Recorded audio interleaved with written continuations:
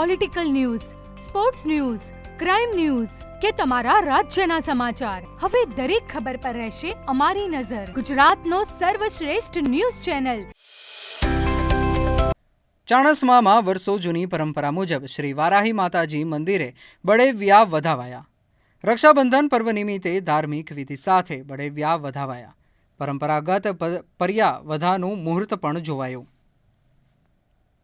ચાણસ્મા શહેરના જૂના સુથારવાસ ખાતે આવેલ શ્રી વારાહી મંદિર ખાતે રક્ષાબંધન પર્વ નિમિત્તે વર્ષો જૂની પરંપરા મુજબ બળેવ્યા વધાવવાનો ધાર્મિક કાર્યક્રમ યોજાયો હતો. પટેલ લાલજી દાસ લક્ષ્મીદાસ સદવ્રત ટ્રસ્ટ તથા પરિવાર ચાણસ્મા દ્વારા આયોજિત કાર્યક્રમમાં શહેરના વડીલો, ભાઈ બહેનો તેમજ નગરજનો મોટી સંખ્યામાં ઉપસ્થિત રહ્યા હતા. સરદાર ચોક ખાતે ધાર્મિક વિધિ અને પૂજા અર્ચના બાદ પરંપરાગત રીતે બળેવ્યા વધાવવામાં આવ્યા હતા. આ પ્રસંગે આગામી વર્ષમાં સારો વરસાદ થાય, ખેતીવાડીમાં સમૃદ્ધિ આવે તેમજ સમગ્ર ચાણસ્મા પંથકમાં સુખ શાંતિ અને સમૃદ્ધિ જળવાઈ રહે તેવી પ્રાર્થના કરવામાં આવી હતી.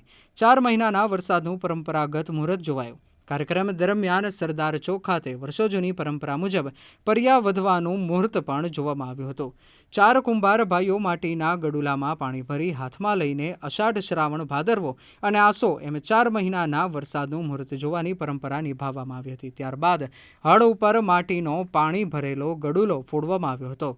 પરંપરાગત મુહૂર્ત મુજબ આવનારું વર્ષ અષાઢ અને શ્રાવણ મહિનામાં સારો વરસાદ, જ્યારે ભાદરવો અને આસો મહિનામાં અતિ મધ્યમ વરસાદ રહેવાની આગાહી કરવામાં આવી હતી.